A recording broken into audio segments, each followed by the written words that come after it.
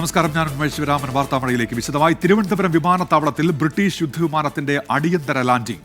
ഉൾക്കടലിലെ യുദ്ധക്കപ്പലിൽ നിന്ന് പറന്നുയർന്ന F-35 വിമാനമാണ് ഇന്നലെ രാത്രി മോശം കാലാവസ്ഥയെ തുടർന്ന് തിരുവനന്തപുരത്ത് ഇറക്കിയത്. ഇന്ധനം നിറച്ച് പ്രതിരോധ വകുപ്പിന്റെ തുടർ നടപടികൾ പൂർത്തിയാക്കി വിമാനം തിരിച്ചുപോകും. 5ാം തലമുറയിൽപ്പെട്ട അമേരിക്കൻ നിർമ്മിത യുദ്ധവിമാനമാണ് F-35. പ്രിൻസസ് വെയിൽ എന്ന വിമാനവാഹിനി കപ്പലിലാണ് കേരള തീരത്തിന് 100 നോട്ടിക്കൽ മൈൽ അകലെ വിമാനമെത്തിയത്. പരിശീലന പറക്കലിന് ശേഷം കടൽ പ്രക്ഷുബ്ധമായതിനെ തുടർന്ന് ലാൻഡിംഗ് പ്രതിസന്ധിയിലാവുകയായിരുന്നു. പിന്നീട് ലാൻഡിംഗ് സാധ്യത തേടി വിമാനത്തിന് പലതവണ ആകാശത്ത് വട്ടമിട്ട് പറക്കേണ്ടി വന്നു. സമീപത്തെ വിമാനത്താവളം എന്ന നിലയിൽ തിരുവനന്തപുരം വിമാനത്താവളത്തിൽ അടിയന്തര ലാൻഡിംഗിനുള്ള സുരക്ഷിത അനുമതി തേടുകയായിരുന്നു. അരമണിക്കൂറിനുള്ളിൽ അടിയന്തര ലാൻഡിംഗ് നടത്തി. ലാൻഡിംഗിനായി എമർജൻസി സംവിധാനങ്ങൾ ഒരുക്കിയിരുന്നു. കേന്ദ്ര സർക്കാരിന്റെ അനുമതിക്കൊപ്പം ഇമിഗ്രേഷൻ, എയർഫോഴ്സ് ക്ലിയറൻസ് എന്നിവയ്ക്ക് ശേഷം വിമാനത്തിൽ ഇന്ധനം നിറച്ചു. നിലവിൽ ഡൊമസ്റ്റിക് ബേയിലാണ് വിമാനമുള്ളത്. തിരുവനന്തപുരം വിമാനത്താവളത്തിൽ ഇത്തരത്തിലൊരു സംഭവം അത്യപൂർവമാണ്. യുദ്ധവിമാനങ്ങൾ സാധാരണ വിമാനത്താവളങ്ങളിൽ ഇറങ്ങുന്നതും പതിവില്ലാത്തതാണ്. എല്ലാവിധ പരിശോധനകളും പൂർത്തിയാക്കി യുദ്ധക്കപ്പലിലേക്ക് തന്നെയാകും വിമാനം മടങ്ങുക. 24 തിരുവനന്തപുരം. ഉത്തരാഖണ്ഡിൽ ഹെലികോപ്റ്റർ മരച്ചില്ലയിൽ ഇടിച്ച് തകർന്ന് പൈലറ്റ് ഉൾപ്പെടെ 7 പേർ മരിച്ചു. ഗൗരികുണ്ടിനടുത്ത് പ്രതികൂല കാലാവസ്ഥയെ തുടർന്നാണ് അപകടം. എയർക്രാഫ്റ്റ് ആക്സിഡന്റൽ ഇൻവെസ്റ്റിഗേഷൻ ബ്യൂറോ അപകടത്തെക്കുറിച്ച് അന്വേഷിക്കും. ഡെറാഡൂണിൽ നിന്ന് കേദാർനാഥിലേക്ക് പുലർച്ചെ 5:30-നാണ് ആര്യൻ ഏവിയേഷന്റെ സ്വകാര്യ ഹെലികോപ്റ്റർ പുറപ്പെട്ടത്. കേദാർനാഥിലേക്കുള്ള യാത്രാമധ്യേ ഗൗരികുണ്ടിന് സമീപം പ്രതികൂല കാലാവസ്ഥ ദൃശ്യപരിധിയെ ബാധിച്ചു. തൊട്ടടുത്ത നിമിഷം ഹെലികോപ്റ്റർ മരച്ചില്ലയിൽ ഇടിച്ചു തകർന്നു. പൈലറ്റും ഒരു കുട്ടിയുമടക്കം ഹെലികോപ്റ്ററിൽ ഉണ്ടായിരുന്ന 7 പേരും അപകടത്തിൽ മരിച്ചു. ഉത്തരാഖണ്ഡ്, ഉത്തർപ്രദേശ്, മഹാരാഷ്ട്ര, ഗുജറാത്ത് എന്നിവിടങ്ങളിൽ നിന്നുള്ള തീർത്ഥാടകരായിരുന്നു ഹെലികോപ്റ്ററിൽ ഉണ്ടായിരുന്നത്. അപകടത്തിന്റെ ഗൗരവം കണക്കിലെടുത്ത് കർശന നിർദ്ദേശങ്ങൾ ഉത്തരാഖണ്ഡ് മുഖ്യമന്ത്രി പുഷ്കർ സിംഗ് ധാമി നൽകി. ഹെലികോപ്റ്ററുകളിൽ കർശനമായി സാങ്കേതിക പരിശോധനകൾ നടത്തണമെന്നും കൃത്യതയാർന്ന കാലാവസ്ഥാ വിവരം ഹെലികോപ്റ്റർ അധികൃതർക്ക് കൈമാറണമെന്നും നിർദ്ദേശിച്ചു. ഉത്തരാഖണ്ഡിൽ കഴിഞ്ഞ കുറച്ചു നാളുകളായി ഹെലികോപ്റ്റർ അപകടങ്ങൾ റിപ്പോർട്ട് ചെയ്യുകയാണ്. ഈ മാസം ആദ്യവാരം സാങ്കേതിക തകരാറിനെ തുടർന്ന് ഒരു ഹെലികോപ്റ്റർ ഹൈവേയിൽ അടിയന്തര ലാൻഡിംഗ് നടത്തിയിരുന്നു. ആർ അച്യുതൻ, 24, ഡൽഹി. കനത്ത മഴയിൽ വടക്കൻ മലബാറിൽ വ്യാപക നാശനഷ്ടം. കാസർഗോഡ് താഴ്ന്ന പ്രദേശങ്ങളിൽ വെള്ളം കയറി. മണ്ണിടിച്ചിൽ ഭീഷണിയുള്ള ചിറ്റാരിക്കലിൽ കുടുംബങ്ങളെ മാറ്റിപ്പാർപ്പിച്ചു. കണ്ണൂരിൽ വീടുകൾ തകർന്നു. കനത്ത മഴയിൽ കൊട്ടിയൂർ ക്ഷേത്രത്തിന് സമീപം ബാവലിപ്പുഴയിലെ തടയണ പൊട്ടി. ബാവലിപ്പുഴയിൽ ജലനിരപ്പ് ഉയർന്നതിനെ തുടർന്ന് കണ്ണൂർ കൊട്ടിയൂർ ക്ഷേത്രത്തിന് സമീപം സ്ഥാപിച്ച തടയണ പൊട്ടി. കൊട്ടിയൂർ ഉത്സവത്തിനെത്തുന്നവർ കുളിക്കുന്നിടത്ത് കെട്ടിയ തടയണയാണ് പൊട്ടിയത്. അഴീക്കോട് ആയനിവയൽ കുളത്തിൽ കുളിക്കാനിറങ്ങിയ യുവാവിനെ കാണാതായി. മാട്ടൂൽ സ്വദേശി ഇസ്മയിലിനെയാണ് കാണാതായത്. ഇയാൾക്കായി തെരച്ചിൽ തുടരുന്നു. കനത്ത മഴയിൽ തളാപ്പ് സ്വദേശി തട്ടാരത്ത് സജിതയുടെ വീട് ഭാഗികമായി തകർന്നു. കാസർഗോഡ് ശക്തമായ മഴയിലും കാറ്റിലും നീലേശ്വരം കോട്ടപ്പുറം റോഡിൽ മരം വീണു. വൈദ്യുതി പോസ്റ്റുകൾക്ക് മുകളിലൂടെ മരം വീണതിനാൽ പ്രദേശത്ത് വൈദ്യുതി ബന്ധം വിച്ഛേദിച്ചു. നീലേശ്വരത്ത് മോഹനൻ, വിജയൻ, സമീറ എന്നിവരുടെ വീടിന് മുകളിൽ തെങ്ങു വീണു. ചിറ്റാരിക്കൽ കാറ്റാം കവല ഉന്നതിയിൽ മണ്ണിടിച്ചിൽ ഭീഷണി നിലനിൽക്കുകയാണ്. ഇവിടെയുള്ള 4 കുടുംബങ്ങളെ പറമ്പ LP സ്കൂളിലേക്ക് മാറ്റിപ്പാർപ്പിച്ചു. കാഞ്ഞങ്ങാട് ചെമ്മട്ടം വയലിൽ വീടുകളിൽ വെള്ളം കയറി. റോഡ് നിർമ്മാണത്തിൻ്റെ അശാസ്ത്രീയ മൂലം, അതായത് ഓവുചാലുകളുടെ അപര്യാപ്തത കൊണ്ട് ഇന്നത്തെ മഴയിൽ, തുടർച്ചയായി വരുന്ന മഴയിൽ വളരെയേറെ കഷ്ടങ്ങൾ അനുഭവിക്കുന്നു. ചുറ്റുവട്ടത്തിൽ 10-15ഓളം വീടുകളും അതുപോലെ തന്നെ അതിന് ശേഷമുള്ള വയലുകളിൽ ഫുൾ മണ്ണ്, ഈ റോഡിൻ്റെ മണ്ണത്തൊഴി പോയി നിറഞ്ഞിരിക്കുകയാണ്. മധുവാഹിനിപ്പുഴ കരകവിഞ്ഞതോടെ താഴ്ന്ന പ്രദേശങ്ങൾ വെള്ളത്തിനടിയിലായി. ഇതിപ്പോൾ രാവിലെ കയറാൻ തുടങ്ങിയുള്ളൂ. ഇനിയും കുറച്ചൊക്കെ ഞാൻ ഇങ്ങനെ കയറിക്കൊണ്ടു. അതിതീവ്ര മഴയ്ക്ക് സാധ്യതയുള്ളതിനാൽ പ്രദേശത്ത് ടൂറിസം മേഖലകളിലും നിയന്ത്രണം ഏർപ്പെടുത്തിയിട്ടുണ്ട്. 24 കാസർഗോഡ്. കണ്ണൂർ അഴീക്കോട് ആയനിവയൽ കുളത്തിൽ കുളിക്കാനിറങ്ങിയ യുവാവിനെ കാണാതായിരുന്നു. മാട്ടൂൽ സ്വദേശിയാണ് കാണാതായത്. അദ്ദേഹത്തിന്റെ മൃതദേഹം ഇപ്പോൾ നടന്ന തിരച്ചിലിൽ കണ്ടെടുത്തിട്ടുണ്ട്. മധ്യ കേരളത്തിലും മഴ ശക്തം. എറണാകുളം കളമശ്ശേരിയിലെ വിവിധ പ്രദേശങ്ങളിൽ വലിയ വെള്ളക്കെട്ടാണ്. ഇടുക്കിയിൽ മഴയിൽ മരം കടപുഴകി ഗതാഗതവും വൈദ്യുതിയും തടസ്സപ്പെട്ടു. മുല്ലപ്പെരിയാർ, ഇടുക്കി ഉൾപ്പെടെയുള്ള പ്രധാനപ്പെട്ട ഡാമുകളിൽ ജലനിരപ്പ് ഉയർന്നു.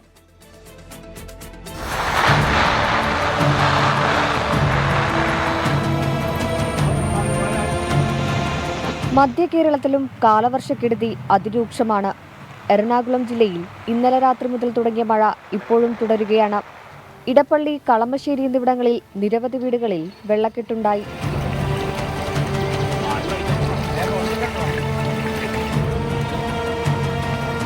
ആലുവ, നെടുമ്പാശ്ശേരി ഭാഗങ്ങളിലും കനത്ത മഴയാണ്. ശക്തമായ മഴയിൽ വടക്കൻ പറവൂർ എഴിക്കരയിൽ റോഡിലേക്ക് മരം വീണു. മഴ തുടരുന്ന സാഹചര്യത്തിൽ എറണാകുളം ജില്ലയിലെ വിനോദസഞ്ചാര കേന്ദ്രങ്ങളിൽ നിരോധനം ഏർപ്പെടുത്തി. പെരിയാറിൽ 1.5 അടി ജലനിരപ്പ് ഉയർന്നതോടെ ആലുവ ശിവക്ഷേത്രത്തിലടക്കം വെള്ളം കയറി. നദീതീരത്ത് താമസിക്കുന്നവർക്ക് ഭരണകൂടം ജാഗ്രതാ നിർദ്ദേശം നൽകി. ഇടുക്കിയിലും ഇടവിട്ട് ശക്തമായ മഴ തുടരുകയാണ്. ശക്തമായ കാറ്റിൽ മരങ്ങൾ കടപുഴകി വീണ് വൈദ്യുതി ബന്ധവും ഗതാഗതവും തടസ്സപ്പെട്ടു. കൊച്ചി ധനുഷ്കോടി ദേശീയപാതയിലുണ്ടായ ഗതാഗത തടസ്സം പുനഃസ്ഥാപിച്ചു. കല്ലാർകുട്ടി ഡാമിന്റെ 2 ഷട്ടറുകൾ 30 സെന്റിമീറ്റർ വീതം ഉയർത്തിയിട്ടുണ്ട്. മുല്ലപ്പെരിയാർ, ഇടുക്കി ഉൾപ്പെടെയുള്ള പ്രധാനപ്പെട്ട ഡാമുകളിലെ ജലനിരപ്പ് ഉയരുകയാണ്. ഇടുക്കി ബ്യൂറോയ്ക്കൊപ്പം 24 കൊച്ചി. വടക്കൻ ജില്ലകളിലും ശക്തമായ മഴ തുടരുന്നുണ്ട്. കോഴിക്കോട് 2 വീടുകൾക്ക് കേടുപാടുണ്ടായി. വയനാട്ടിലും മലപ്പുറത്തും വിവിധ ഇടങ്ങളിൽ മരങ്ങൾ പൊട്ടിവീണ് ഗതാഗതം തടസ്സപ്പെട്ടു. കോഴിക്കോട് കൊയിലാണ്ടിയിൽ പാലക്കുളം മന്നത്ത് മീത്തൽ ശ്രീജയുടെ വീടാണ് കനത്ത മഴയിലും കാറ്റിലും തകർന്നത്. ഓടിട്ട വീടിന്റെ മുൻഭാഗമാണ് തകർന്നത്. വീട്ടുകാരെ മാറ്റിപ്പാർപ്പിച്ചു. കൊടുമ്പ്ര കള്ളിക്കുന്നിൽ വീടിന്റെ സംരക്ഷണ ഭിത്തി തകർന്നാണ് മറ്റൊരു അപകടം. ശക്തമായ മഴയിൽ കോയങ്ങോറത്ത് അഷ്റഫിന്റെ വീടിന്റെ സംരക്ഷണ ഭിത്തിയാണ് തകർന്നത്. 15 മീറ്ററോളം കരിങ്കൽക്കെട്ട് തകർന്നതോടെ വീട് അപകടാവസ്ഥയിലാണ്. വയനാട്ടിൽ ഇടവിട്ട് ശക്തമായ മഴ ലഭിക്കുന്നുണ്ട്. ചൂരൽമല പുന്നപ്പുഴയിൽ നീരൊഴുക്ക് കൂടിയതോടെ തീരപ്രദേശങ്ങളിൽ ഉള്ളവർക്ക് ജാഗ്രതാ നിർദ്ദേശം നൽകി. സുൽത്താൻ ബത്തേരി ദൊട്ടപ്പൻ കുളത്തിന് സമീപം ദേശീയപാതയിൽ മരം വീണു. ഫയർഫോഴ്സ് എത്തിയാണ് മരം മുറിച്ചു നീക്കിയത്. മലപ്പുറത്ത് ശക്തമായ മഴ പെയ്യുന്നുണ്ട്. അന്തർ സംസ്ഥാന പാതയായ നാടുകാണി ചുരത്തിൽ മുളങ്കൂട്ടം കടപുഴകി വീണ് ഗതാഗത തടസ്സമുണ്ടായി. നിലമ്പൂരിൽ നിന്നുള്ള ഫയർഫോഴ്സ് എത്തി മരങ്ങൾ നീക്കിയാണ് റോഡ് ഗതാഗത യോഗ്യമാക്കിയത്. അതിതീവ്ര മഴയ്ക്കുള്ള മുന്നറിയിപ്പിന്റെ പശ്ചാത്തലത്തിൽ കനത്ത ജാഗ്രതയിലാണ് തീരദേശ മലയോര മേഖലകൾ. വയനാട്, മലപ്പുറം ബ്യൂറോകൾക്കൊപ്പം സമീർ സി മുഹമ്മദ്, 24 കോഴിക്കോട്. കോഴിക്കോട് മുക്കത്തിന് സമീപം വാഹനാപകടം. കറുത്ത പറമ്പിൽ കാർ തോട്ടിലേക്ക് മറഞ്ഞു. യാത്രക്കാർ നിസ്സാര പരിക്കുകളോടെ രക്ഷപ്പെട്ടു. സമീർ സി മുഹമ്മദ് ചേരുന്നുണ്ട് ഇപ്പോൾ കോഴിക്കോട്. സമീർ, എപ്പോഴായിരുന്നു അപകടം? വിവരങ്ങൾ. ഉന്മേഷ്, അല്പസമയം മുമ്പാണ് ഇത്തരത്തിലുള്ള ഒരു അപകടം ഉണ്ടായത്. മുക്കം കറുത്ത പറമ്പിലാണ് ഈ അപകടം. നല്ല രീതിയിലുള്ള മഴ അവിടെ ഉണ്ട്. ആ വാഹനം ബ്രേക്ക് ചവിട്ടിയതായിരുന്നു. പക്ഷേ സ്ലിപ്പാവുകയും പിന്നീട് തലകീഴായി തോട്ടിലേക്ക് മറിയുകയുമായിരുന്നു. നിലമ്പൂർ സ്വദേശികളായിട്ടുള്ള 3 പേരാണ് വാഹനത്തിൽ ഉണ്ടായിരുന്നത്. വിജയനും അദ്ദേഹത്തിൻ്റെ ഭാര്യയും മകളും. ഈ 3 പേരും പരുക്കേൽക്കാതെ രക്ഷപ്പെട്ടു എന്നുള്ളതാണ് ആശ്വാസകരമായ ഒരു കാര്യം. ഇതുമായി ബന്ധപ്പെട്ട് മുക്കം ഫയർഫോഴ്സും അതുപോലെ തന്നെ നാട്ടുകാരും ഒപ്പം പോലീസും ചേർന്നുകൊണ്ടുള്ള രക്ഷാപ്രവർത്തനം നടത്തിക്കൊണ്ടിരിക്കുകയാണ്. 3 പേർക്കും പരിക്കില്ല എന്നുള്ളത് ആശ്വാസം നൽകുന്ന കാര്യമാണ്. ഏറ്റവും പ്രധാനപ്പെട്ട ഒരു കാര്യം, വലിയ രീതിയിലുള്ള ഒരു അപകടമാണ്. ഈ നിയന്ത്രണ നഷ്ടമായ കാറ് തലകീഴായി ഈ തോട്ടിലേക്ക് മറിയുകയായിരുന്നു. ഏതായാലും 3 പേർക്കും കാര്യമായ പരിക്കൊന്നും ഇല്ല എന്നുള്ളതാണ് ആശ്വാസം നൽകുന്ന കാര്യം. രക്ഷാപ്രവർത്തനം പുരോഗമിക്കുകയാണ്. ഉന്മേഷ്. ശരി സമീർ. സമീർ സി മുഹമ്മദാണ് വിവരങ്ങൾ നൽകിയത്. കോട്ടയം, പത്തനംതിട്ട ജില്ലകളിലും ശക്തമായ മഴ തുടരുകയാണ്. കോട്ടയം ചുങ്കത്ത് മരം വീണ് മെഡിക്കൽ കോളേജ് റോഡിൽ ഗതാഗതം തടസ്സപ്പെട്ടു. മരത്തിനടിയിൽപ്പെട്ട ഓട്ടോറിക്ഷയിലെ യാത്രക്കാർ അത്ഭുതകരമായി രക്ഷപ്പെട്ടു. പത്തനംതിട്ട കോന്നിയിൽ വീടിന്റെ അടുക്കള മഴയിൽ തകർന്നു. ശക്തമായ മഴയാണ് കോട്ടയം, പത്തനംതിട്ട ജില്ലകളിൽ ഇന്നലെ രാത്രി മുതൽ പെയ്യുന്നത്. രാവിലെയും മഴ തുടർന്നു. ശക്തമായ കാറ്റും വീശിയതോടെയാണ് കോട്ടയം ചുങ്കത്ത് വഴിയരികിൽ നിന്ന് കൂറ്റൻ മരം കടപുഴകിയത്. റോഡിലേക്ക് മരം വീണതോടെ ഗതാഗതം പൂർണ്ണമായി തടസ്സപ്പെട്ടു. ചുങ്കം സ്വദേശികളായ ആരോണും സഹോദരി അലീനയും ഓട്ടോയിൽ കടന്നു പോകുമ്പോഴായിരുന്നു അപകടം. ഇവർ തലനാരിഴയ്ക്കാണ് രക്ഷപ്പെട്ടത്. പെട്ടെന്ന് ഇങ്ങനെ വന്നപ്പം ലൈൻ ഷോർട്ട് ആവുന്നതുകൊണ്ട് സ്ലോ ആക്കിയതാ. ഇത് പെട്ടെന്ന് അങ്ങോട്ട് മറിഞ്ഞു. ആ സമയത്ത് അതിനടിയിലായിരുന്നോ? അടിയിലായിരുന്നു. എത്ര നേരം കഴിഞ്ഞാ പുറത്തിറങ്ങി? 10 മിനിറ്റ് ലൈനെല്ലാം ഓഫ് ആക്കി കഴിഞ്ഞാൽ ഇറങ്ങിയത്. ആൾക്കാർ ഇറങ്ങരുതെന്ന് പറഞ്ഞു. പറഞ്ഞു ഇറങ്ങരുതെന്ന് പറഞ്ഞു. ശേഷം ഓഫായതിനു ശേഷമാണ് ഇറങ്ങിയത്. വീട്ടിലാര് ഞാനും അവളും മാത്രം ഉണ്ടായിരുന്നു. സമീപത്തുണ്ടായിരുന്ന വീടിനും മരം വീണ് കേടുപാടുകൾ ഉണ്ടായി. ഞാൻ പോന്നു കഴിഞ്ഞു. 10 മിനിറ്റ് കഴിഞ്ഞപ്പോഴത്തേക്ക് വണ്ടി അവർ പോന്നു കഴിഞ്ഞപ്പോൾ മരത്തിന്റെ ഇടയിലായി കറക്റ്റ് ഒരടിയിടം വന്നിരുന്ന വണ്ടിയുടെ അടിയിലോട്ട് പോയാനെ. ദൈവത്തിന്റെ കൃപ കൊണ്ട് മാത്രമാണ് രക്ഷ. പലവട്ടം അധികാരികളോട് ഇവിടെ പത്രത്തിൽ കൊടുത്തിട്ടുണ്ട്, വെട്ടണം എന്ന് പറഞ്ഞു. ഏറെ നേരത്തെ പരിശ്രമത്തിനൊടുവിലാണ് ഫയർഫോഴ്സ് മരം വെട്ടിമാറ്റിയത്. 4 മണിക്കൂറിലധികം മെഡിക്കൽ കോളേജ് റോഡിൽ ഗതാഗതം തടസ്സപ്പെട്ടു. പത്തനംതിട്ട കോന്നിയിൽ കനത്ത മഴയിൽ ഒരു വീടിന്റെ അടുക്കള ഇടിഞ്ഞു വീണു. പുതുവാരത്തിൽ അജിത്തിന്റെ വീടിന്റെ അടുക്കളയാണ് തകർന്നത്. ആർക്കും പരിക്കില്ല. പത്തനംതിട്ട ബ്യൂറോയ്ക്കൊപ്പം ടോബി ജോൺസൺ, 24 കോട്ടയം. മടയിൽ കാർ കനാലിലേക്ക് മറിഞ്ഞ് ഒരാൾ മരിച്ചു. തത്തംപള്ളി സ്വദേശി ബിജോയ് ആന്റണിയാണ് മരിച്ചത്. പുലർച്ചെ 2 മണിയോടെ നിയന്ത്രണം നഷ്ടമായ കാർ കനാലിലേക്ക് മറിയുകയായിരുന്നു. പുലർച്ചെ ശക്തമായ മഴയിൽ പുന്നമട രാജീവ് ജെട്ടിക്ക് സമീപത്തെ വളവിലാണ് കാറിന്റെ നിയന്ത്രണം നഷ്ടമായത്. കനാലിൽ മുങ്ങിത്തായിരുന്ന കാറിൽ നിന്ന് 2 പേർ നീന്തി രക്ഷപ്പെട്ടു. ബിജോയ് ആന്റണിയെ രക്ഷിക്കാനുള്ള ശ്രമങ്ങൾക്ക് മഴ തടസ്സമായി. ഫയർഫോഴ്സ് എത്തിയാണ് ബിജോയുടെ മൃതദേഹം പുറത്തെടുത്തത്. കൈവരി ഇല്ലാത്തതുകൊണ്ട് തന്നെയാണ് ഇവിടെ അപകടം ഉണ്ടായിരുന്നത്. ഈ റോഡ് വെച്ചതിൽ പിന്നെ ഒരു 2 ആഴ്ച കഴിഞ്ഞപ്പോൾ ഒരു ബൈക്ക് വന്ന് 2 പിള്ളേരുമായിട്ട് പിന്നെ ആ ബൈക്ക് 3 പൊക്കിയെടുത്തത്. പിന്നെ അത് കഴിഞ്ഞൊരു ലോട്ടറി തട്ടുണ്ടായിരുന്നു. ആ ലോട്ടറി തട്ട് ഉൾപ്പെടെ ഒരു കാർ വന്ന് മറിച്ചു വിട്ടു. പിന്നെ ആ കാർ ഭാഗ്യത്തിന് ലോട്ടറി തട്ട് തടഞ്ഞുകൊണ്ട് പോയില്ല. ഇവിടെ പല അപകടങ്ങളും ഉണ്ടായിട്ടുണ്ട്. ദിവസേന 100 കണക്കിന് ടൂറിസ്റ്റുകളടക്കം കടന്നു പോകുന്ന പ്രദേശത്തെ അപകട വളവിൽ മുന്നറിയിപ്പ് ബോർഡുകളോ ഡിവൈഡറുകളോ ഇല്ല. ഇതൊരു നല്ലൊരു വളവാണ്, നല്ലൊരു കെറുവാണ്. പക്ഷെ അതിവിടെ അധികാരികളോട് നമ്മൾ പല പ്രാവശ്യം പറഞ്ഞിട്ടുള്ളതാണ് ഇവിടെ ഈ ഒരു സൈഡിൽ ഇങ്ങനെ ബാരിക്കേഡ് വെക്കണമെന്നുള്ളത്. പക്ഷെ ഉണ്ടായിരുന്നു, പല വണ്ടികളും ഇതുപോലെ തട്ടിമുട്ടിയൊക്കെ ആയിട്ട് അങ്ങനെ ഒടിഞ്ഞു പോയിട്ടുണ്ട്. പക്ഷെ എങ്കിലും ഇത്രയും ടൂറിസ്റ്റുകളും അല്ലെങ്കിൽ അന്യനാട്ടുകാരെല്ലാം ഡ്രൈവ് ചെയ്ത് വരുന്ന ഒരു സ്ഥലമാണിത്. ഇതൊരു നല്ലൊരു കെറുവാണ്. ആ കെറുവിൽ ശരിക്കും പറഞ്ഞാൽ സിഗ്നൽ ഇല്ലാതെ, ഇപ്പൊ എന്നെ സംബന്ധിച്ചോളം ഞാൻ ഇവിടെ നാട്ടുകാരനായതുകൊണ്ട് എനിക്കറിയാം ഇവിടെ വളവാണ്. പക്ഷെ അന്യനാട്ടിൽ നിന്ന് വരുന്നവർക്ക് അറിയത്തില്ല. പിറന്നാൾ ദിനത്തിലാണ് ബിജോയുടെ അപകട മരണം. പോസ്റ്റ്മോർട്ടത്തിന് ശേഷം മൃതദേഹം ബന്ധുക്കൾക്ക് വിട്ടു നൽകി. 24 ആലപ്പുഴ. ഏറ്റവും പുതിയ കാലാവസ്ഥാ മുന്നറിയിപ്പുകൾ കൂടി ഇപ്പോൾ വരുന്നുണ്ട്. സംസ്ഥാനത്ത് അതിതീവ്ര മഴ 3 ദിവസം കൂടി തുടരും. മലപ്പുറം, കോഴിക്കോട്, വയനാട്, കണ്ണൂർ, കാസർഗോഡ് ജില്ലകളിൽ ഇന്നും നാളെയും റെഡ് അലർട്ട് പ്രഖ്യാപിച്ചു. അലക്സ് റാം മുഹമ്മദ് തിരുവനന്തപുരത്ത് നിന്ന് വിവരങ്ങളുമായി. അലക്സ്, എത്ര നാൾ മഴ തുടരുമെന്നാണ്, എന്തൊക്കെയാണ് പുതിയ അലർട്ട് സംബന്ധിച്ച വിവരങ്ങൾ? ഉന്മേഷ, സംസ്ഥാനത്ത് അടുത്ത 3 ദിവസം കൂടി അതിശക്തമായ മഴ തുടരുമെന്നാണ് കേന്ദ്ര കാലാവസ്ഥാ വകുപ്പ് അറിയിക്കുന്നത്. 1 മണിക്ക് വരുന്ന അലേർട്ടിൽ അതുമായി ബന്ധപ്പെട്ട മുന്നറിയിപ്പുകളുണ്ട്. ഇന്നും നാളെയും മുഴുവൻ ജില്ലകളിലും മഴ മുന്നറിയിപ്പ് നൽകിയിട്ടുണ്ട്. അതിശക്തമായ മഴയ്ക്കുള്ള സാധ്യത ഇന്നും നാളെയും ഉണ്ട്. അതേസമയത്ത് വടക്കൻ കേരളത്തിലാകട്ടെ ഇന്നും നാളെയും അതിതീവ്ര മഴ ലഭിക്കും എന്ന് കേന്ദ്ര കാലാവസ്ഥാ വകുപ്പ് അറിയിക്കുന്നുണ്ട്. ഇന്നും നാളെയും വടക്കൻ കേരളത്തിലെ 5 ജില്ലകളിൽ റെഡ് അലർട്ട് പ്രഖ്യാപിച്ചിരിക്കുന്നു. മലപ്പുറം, കോഴിക്കോട്, വയനാട്, കണ്ണൂർ, കാസർഗോഡ് ജില്ലകളിലാണ് ഇന്നും നാളെയും റെഡ് അലർട്ട് പ്രഖ്യാപിച്ചിട്ടുള്ളത്. തിരുവനന്തപുരം മുതൽ പാലക്കാട് വരെയുള്ള 9 ജില്ലകളിൽ ഇന്ന് ഓറഞ്ച് അലർട്ട് ഉണ്ട്. അതിശക്തമായ മഴയ്ക്കുള്ള സാധ്യത ഈ 9 ജില്ലകളിൽ ഇന്ന് നിലനിൽക്കുന്നുണ്ട്. നാളെ 6 ജില്ലകളിൽ ഓറഞ്ച് മുന്നറിയിപ്പും 3 ജില്ലകളിൽ യെല്ലോ മുന്നറിയിപ്പും നൽകിയിട്ടുണ്ട്. തീര മലയോര മേഖലകളിൽ ജാഗ്രതാ നിർദ്ദേശം നൽകിയിട്ടുണ്ട്. ഈ മഴയ്ക്കൊപ്പം ശക്തമായ കാറ്റിനും സാധ്യതയുണ്ട്. മണിക്കൂറിൽ 60 കിലോമീറ്റർ വരെ വേഗതയിൽ കാറ്റ് വീശാനും സാധ്യതയുണ്ട്. പൊതുജനങ്ങൾ ജാഗ്രത പാലിക്കണം എന്നുള്ളതാണ് പ്രധാനപ്പെട്ട കാര്യം. കേരള, കർണാടക, ലക്ഷദ്വീപ് തീരങ്ങളിൽ മത്സ്യബന്ധനത്തിന് വിലക്കുണ്ട്. അതോടൊപ്പം തന്നെ കേരള തീരത്ത് കടലേറ്റത്തിനും ഉയർന്ന തിരമാലയ്ക്കും സാധ്യതയുണ്ടെന്ന് ദേശീയ സമുദ്രസ്ഥിതി പഠന ഗവേഷണ കേന്ദ്രം അറിയിക്കുന്നുണ്ട്. അതിനാൽ തീരദേശവാസികളും മത്സ്യത്തൊഴിലാളികളും ജാഗ്രത പുലർത്തണം. ഉന്മേഷം. ശരി അലക്സ്. അലക്സ് റാം മുഹമ്മദാണ് മഴ മുന്നറിയിപ്പ് സംബന്ധിച്ച പുതിയ വിവരങ്ങൾ നൽകിയത്. എറണാകുളം നായരമ്പരം വെളിയത്താം പറമ്പിൽ കടൽക്ഷോഭം രൂക്ഷം. വീടുകളിലേക്ക് വെള്ളം കയറുകയാണ്. സ്ഥലത്ത് നിന്നിപ്പോൾ സൂര്യശ്രീ തത്സമയം ചേരുന്നുണ്ട്. സൂര്യശ്രീയും വലിയ കടലാക്രമണമാണോ? എന്തൊക്കെയാണ് വിവരങ്ങൾ?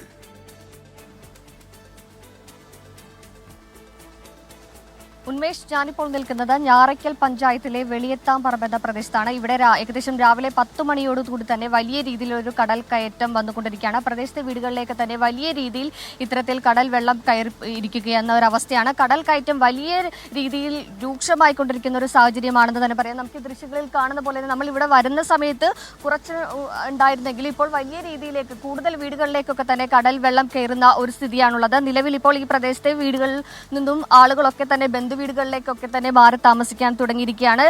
ഈ വീടുകളിലേക്കൊക്കെ നല്ല രീതിയിൽ ഇത്തരത്തിൽ കടൽ കയറുന്ന ഒരു സാഹചര്യമാണുള്ളത്. നിരവധി വീടുകളിൽ ഇത്തരത്തിൽ കടൽ കയറി നാശനഷ്ടം സംഭവിച്ചുകൊണ്ടിരിക്കുന്നത്. ഈ ഇവിടെ ജിയോ ബാഗ് അടക്കം സ്ഥാപിച്ചിരിക്കുന്ന സ്ഥലമാണെങ്കിൽ പോലും ഇത്തരത്തിൽ കടൽ വെള്ളം കയറി ജിയോ ബാഗുകളൊക്കെ തകർന്ന് വീടുകളിലേക്ക് വെള്ളം കയറുന്ന ഒരു സാഹചര്യമാണ് നിലവിലുള്ളത്. നമ്മൾ ദൃശ്യങ്ങളിൽ നേരത്തെ കാണിച്ച പോലെ തന്നെ ഈ വീടുകളിലൊക്കെ തന്നെ വലിയ രീതിയിലുള്ള വെള്ളം കയറിയിരിക്കുകയാണ്. ഇവിടുത്തെ ആളുകളൊക്കെ തന്നെ ബന്ധുവീടുകളിലേക്കാണ് പോയിരിക്കുന്നത്. തീരദേശ ജനതയുടെ എക്കാലത്തെയും കാലവർഷക്കെടുതി രൂക്ഷമാകുമ്പോൾ തീരദേശ ജനത അനുഭവിക്കുന്ന ഏറ്റവും വലിയൊരു പ്രശ്നമാണ് ഇത്തരത്തിൽ കടൽക്ഷോഭം. ഇതിനൊരു വലിയ ശാശ്വത പരിഹാരം വേണമെന്നാണ് എല്ലാ തവണയും ഇവിടെ പറയാറ്. ഇപ്പോൾ നിലവിൽ ഇവിടെ നിന്ന് മാറി ബന്ധുവീടുകളിലേക്ക് പോയൊരു ചേച്ചി ഇവിടെ എത്തിയിട്ടുണ്ട്. അവരുടെ വീടുകളിലാണ് ഇത്തരത്തിൽ വലിയ രീതിയിലുള്ള ഒരു വെള്ളം കയറിയിരിക്കുന്നത്. നമുക്ക് ആ ചേച്ചിയോട് തന്നെ ചോദിക്കാം. ചേച്ചി, എങ്ങോട്ടാണ് മാറി താമസിച്ചത്? ഞാനിപ്പോൾ എൻ്റെ വീട്ടിലാണ്. കഴിഞ്ഞ പ്രാവശ്യം ഞാൻ കുറച്ച് ദിവസം എൻ്റെ വീട്ടിൽ പോയി നിന്നിട്ടാണ് ക്യാമ്പിലേക്ക് പോയത്. പക്ഷേ എത്ര ദിവസം ഞങ്ങൾ ഇങ്ങനെ നടക്കും. അവിടെയും കടലിൽ മത്സ്യത്തൊഴിലാളി തന്നെയാണ്. അവരും അങ്ങനെയല്ലേ ജീവിക്കണത്. ഞങ്ങൾ അച്ഛനും അമ്മയുണ്ട്. ഞങ്ങൾക്ക് 85 വയസ്സുണ്ട്.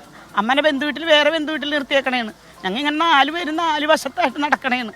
ഞങ്ങൾക്ക് ഇതിനൊരു സുരക്ഷിത മാർഗം ഞങ്ങൾക്ക് തരണം. കണ്ട വീടിൻ്റെ അവസ്ഥ അല്ല, കടൽ വെള്ളം കൊണ്ടുകൊണ്ടാണ് ഈ വീട് ഈ അവസ്ഥയിലായത്. അധികം കാലമൊന്നുമായിട്ടല്ല ഞങ്ങൾ ഈ വീട് വെച്ചിട്ട്. കടൽ വെള്ളം അടിച്ചടിച്ചാണ് ഞങ്ങളുടെ വീടിൻ്റെ അവസ്ഥ. അകത്തുള്ള സകല സാധനങ്ങൾ നഷ്ടപ്പെട്ട്, ഒരു കുടുംബത്തിന് വേണ്ടുന്ന എല്ലാ ഉപകരണങ്ങളും നഷ്ടപ്പെട്ടിരിക്കുന്നത്. ഒന്നുമില്ലാത്ത അവസ്ഥയിലാണ് ഞങ്ങൾ നിൽക്കുന്നത്. ഞങ്ങൾക്ക് അതിനൊരു മാർഗം സർക്കാരിൽ നിന്ന് തരണം, അല്ലെങ്കിൽ ഞങ്ങൾ അതിൻ്റെ മാർഗം നോക്കും. ഞങ്ങൾ ഈ പറഞ്ഞതുപോലെ ഞങ്ങൾ കടലിൽ ചാടിച്ചാവും. അതേ ഉള്ളൂ ഞങ്ങൾക്ക് മാർഗം. ഞങ്ങളുടെ ഈ തീരദേശത്ത് കിടക്കണ ഒരു മാർഗവും ഞങ്ങൾക്കുള്ളൂ. അല്ലാണ്ട് ഞങ്ങൾക്കൊരു സമ്പാദ്യമില്ലാത്ത രാജ്യമാണിത്. ഉന്മേഷ്, ഇത്തരത്തിൽ അവരുടെ വലിയൊരു വേദനയാണ് നമ്മളോട് പങ്കുവയ്ക്കുന്നത്. വർഷാവർഷം അവരിത് അനുഭവിക്കുന്നതാണ്. കാലവർഷക്കെടുതിയൊക്കെ ഉണ്ടാകുമ്പോഴത്തേക്കും ഇവരുടെ വീടുകളിലേക്ക് സ്ഥിരമായി ഇത്തരത്തിൽ വെള്ളം കയറുന്ന ഒരവസ്ഥയാണ്. അതുകൊണ്ട് തന്നെ ആ സമയങ്ങളിൽ അധികാരികളുടെ ജില്ലാ ഭരണകൂടം അടക്കം ക്യാമ്പുകളിലേക്ക് മാറാനുള്ള, പഞ്ചായത്തിൽ നിന്നൊക്കെ തന്നെ ക്യാമ്പുകളിലേക്ക് മാറാനുള്ള നിർദ്ദേശം ഉണ്ടായിരിക്കും. പക്ഷേ ഇത്തരത്തിൽ നിരന്തരം എല്ലാ തവണയും ഇത്തരത്തിൽ ഗൃഹോപകരണങ്ങളൊക്കെ തന്നെ നാശനഷ്ടം സംഭവിച്ച് ഇവിടെ ഉപേക്ഷിച്ച് എങ്ങനെയാണ് ഇത്തരത്തിൽ സ്ഥിരമായി ക്യാമ്പുകളിലേക്ക് പോകുന്നതെന്ന് തന്നെയാണ് ചോദിക്കുന്നത്. ഇവിടുത്തെ ക്യാമ്പുകളിലേക്ക് മാറാൻ പറഞ്ഞിട്ടും മടങ്ങാത്തൊരു ചേട്ടനോട് നമുക്ക് ചോദിക്കാം. ചേട്ടാ, എന്തുകൊണ്ടാണ് ക്യാമ്പുകളിലേക്ക് പോകാൻ? ക്യാമ്പുകളിൽ നമ്മൾ പോയിട്ട് 2-ാം ദിവസം അവിടെ പോയി നിൽക്കും. അവിടെ നിന്ന് കുറച്ച് ഭക്ഷണം കിട്ടും. നമുക്കൊരു അനുകൂലമില്ല. നമ്മുടെ കാര്യം നമ്മളെ വീടുകൾ നശിക്കണിക്കാണ്. നമ്മളെ സ്വത്തിന് ജീവനൊരു സംരക്ഷണം വേണ്ടേ? നമുക്ക് വേണമെങ്കിൽ ഇവിടെ ഒരു നല്ലൊരു സംരക്ഷണം വേണം. ഒന്നിലെ ചെല്ലാനത്തെ പോലെ എന്തെങ്കിലും ടെട്രോപ്പേഡ് എന്തെങ്കിലും വേണം. അല്ലാതെ ഇവിടെ കുറച്ച് മണ്ണ് വെക്കും, അല്ലെങ്കിൽ കുറച്ച് ചാക്കിൽ കുറച്ച് വാട വെക്കും. അതൊന്നും വെച്ചിട്ട് കാര്യമില്ല. അതെ ഉന്മേഷ്, ഇത്തരത്തിൽ ഇവരുടെ തീരാ ദുരിതത്തിന് ഒരു ശാശ്വത പരിഹാരം വേണമെന്ന് തന്നെയാണ് പറയുന്നത്. അടിയന്തരമായി കടൽ ഭിത്തി സ്ഥാപിക്കണമെന്ന് തന്നെയാണ് തീരദേശവാസികളുടെ ഒക്കെ തന്നെ ഒരു അഭിപ്രായം. ഉന്മേഷ്, ശരി. നായരമ്പലം വെളിയത്താംപറമ്പിൽ നിന്നാണ് സൂര്യശ്രീ വിവരങ്ങൾ നൽകിയത്. മഴ തുടങ്ങിയതോടെ സംസ്ഥാനത്ത് തീരമേഖലകളിൽ കടൽക്ഷോഭം ശക്തം. തിരുവനന്തപുരം, എറണാകുളം ജില്ലകളുടെ തീരമേഖലകളിലാണ് കടലാക്രമണം. തീരപ്രദേശങ്ങളിൽ താമസിക്കുന്നവർ ജാഗ്രത പാലിക്കണമെന്നാണ് മുന്നറിയിപ്പ്.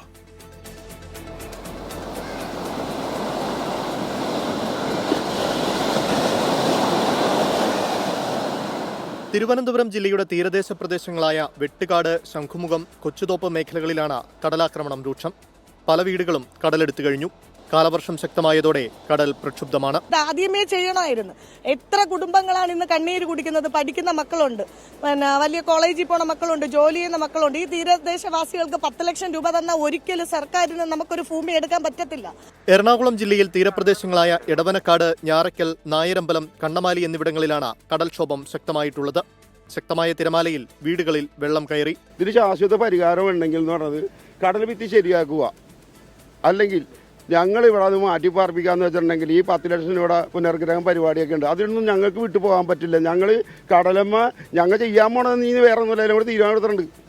ഞങ്ങളെല്ലാം കൂടി കൊച്ചുകൂടി വരാതെ ഞങ്ങളെല്ലാം കൂടി കരഞ്ഞുകൊണ്ടാണ് പറയണത്.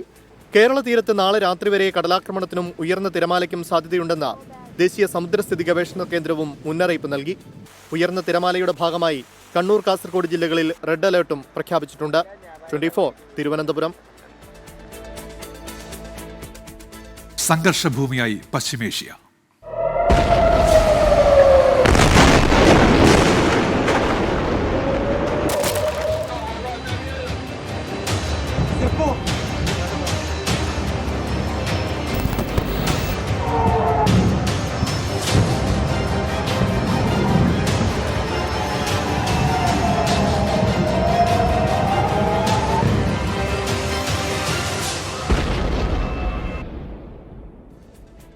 പശ്ചിമേഷ്യയെ മുൾമുനയിൽ നിർത്തി ഇസ്രയേൽ ഇറാൻ സംഘർഷം അതിരൂക്ഷം. ലോകരാജ്യങ്ങളുടെ അഭ്യർത്ഥനകൾ തള്ളി ഇരു രാജ്യങ്ങളും ആക്രമണം കടുപ്പിക്കുകയാണ്.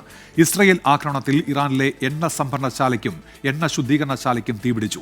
ഇസ്രയേൽ തലസ്ഥാനം ടെല്ലവീവിൽ ഇറാൻ ആക്രമണം ഭയന്ന് ജനം ബങ്കറിനുള്ളിലാണ് കഴിയുന്നത്.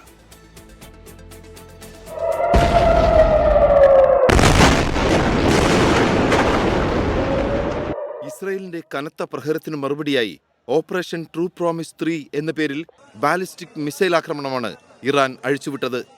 ഇസ്രയേൽ ശരിക്കും ഞെട്ടി. കഴിഞ്ഞ വർഷം ഏപ്രിലിലും ഒക്ടോബറിലും ഇസ്രയേലിനെതിരെ ഇറാൻ നടത്തിയ ആക്രമണ പരമ്പരകളുടെ തുടർച്ച. തലസ്ഥാനമായ ടെൽ അവീവിൽ വൻ നാശമാണുണ്ടായത്. 10 പേർ മരിച്ചതായി സ്ഥിരീകരണമുണ്ടായി. എന്നാൽ മരണസംഖ്യ ഇതിലും ഏറെ കൂടുതലാണെന്നാണ് ഇറാന്റെ അവകാശവാദം.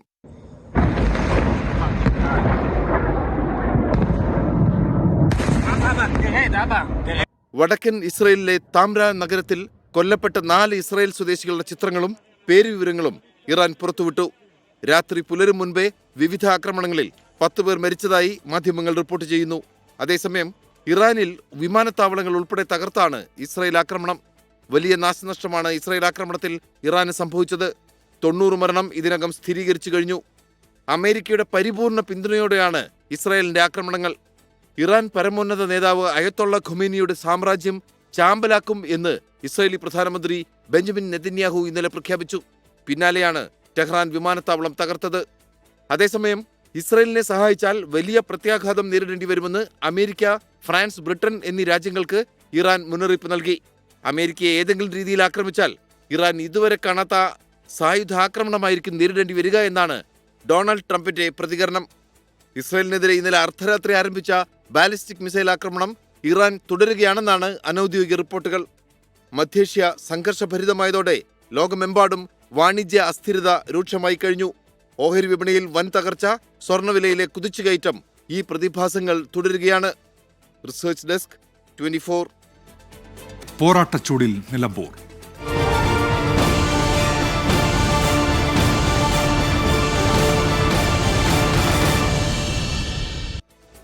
നിലമ്പൂരിൽ കോൺഗ്രസ് നേതാക്കളുടെ വാഹനങ്ങൾ പരിശോധിച്ചതിൽ വിവാദത്തിനില്ലെന്ന് ഇരുമുന്നണികളും പറയുന്നുണ്ടെങ്കിലും വാക്പോരിന് കുറവില്ല. പരിശോധനയിൽ നിയമ നടപടികളെക്കുറിച്ച് ആലോചിക്കുന്നുവെന്ന് KPCC അധ്യക്ഷൻ സണ്ണി ജോസഫ് 24നോട് പറഞ്ഞു. കോൺഗ്രസ് നേതാക്കളുടെ വാഹനം പരിശോധിക്കേണ്ടതില്ല എന്ന നിയമം പാസാക്കേണ്ടി വരും എന്നായിരുന്നു LDF സ്ഥാനാർത്ഥി M സ്വരാജിന്റെ പരിഹാസം.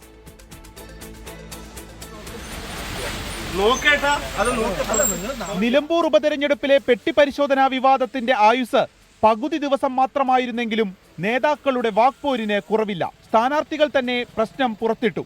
തോൽക്കുമെന്ന് തിരിച്ചറിഞ്ഞപ്പോൾ കോൺഗ്രസ് നേതാക്കളെ അപമാനിക്കാൻ ശ്രമിക്കുന്നുവെന്ന് ആര്യാടൻ ഷൗക്കത്ത്. നടന്നത് നാടകം എന്നാവർത്തിച്ച് M സ്വരാജും. പലതരം നാടകങ്ങൾ കാണും, തെരഞ്ഞെടുപ്പല്ലേ. അപ്പോൾ സാധാരണ ഒരു തെരഞ്ഞെടുപ്പിനെ പോലെ തന്നെയാണ് അവർ ഇതിനെയും കാണുന്നത്. ജനങ്ങളെ തെറ്റിദ്ധരിപ്പിക്കുക, പ്രതീതി ഉണ്ടാക്കുക, അങ്ങനെ നാടകങ്ങൾ സൃഷ്ടിക്കുക, അതൊക്കെയാണ്. പെട്ടി പരിശോധനയിൽ നിയമ നടപടികളെ കുറിച്ച് ആലോചിക്കുന്നുവെന്ന് KPCC അധ്യക്ഷൻ. ഈ നിലയിൽ തുടർന്നാൽ പരാതി കൊടുക്കുമെന്ന് പ്രതിപക്ഷ നേതാവ് VD സതീശൻ. ഞങ്ങളുടെ മാത്രമായിട്ട് നടത്തിയാൽ ഞങ്ങൾ പരാതി കൊടുക്കും, വേറെ ആരെയും കൊടുക്കില്ലെങ്കിൽ ഞങ്ങൾ പരാതി കൊടുക്കും. എല്ലാവരും നിയമത്തിന് വിധേയരാണ്, ഞാനടക്കം. ഉൾഭയം ഉള്ളതുകൊണ്ടാണ് പരിശോധിക്കുമ്പോൾ തർക്കിക്കുന്നതെന്ന് EP ജയരാജൻ. വാക്കുകൾ കൊണ്ട് പരസ്പരം ഇങ്ങനെ ആക്രമിക്കുമ്പോഴും നടപടികളുമായി മുന്നോട്ടു പോകാൻ ഇരു മുന്നണികൾക്കും താൽപര്യമില്ല.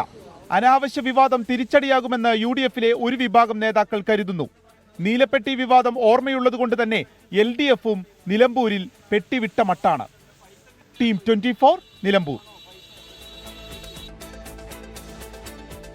കോൺഗ്രസ് റീൽ പാർട്ടിയായി മാറിയെന്ന് BJP സംസ്ഥാന അധ്യക്ഷൻ രാജീവ് ചന്ദ്രശേഖർ. പൂവും പിടിച്ച് റീൽ ചെയ്യും, പിന്നിൽ ജമാഅത്തുമായി കൂട്ടുകൂടുമെന്നും രാജീവ് ചന്ദ്രശേഖർ വിമർശിച്ചു.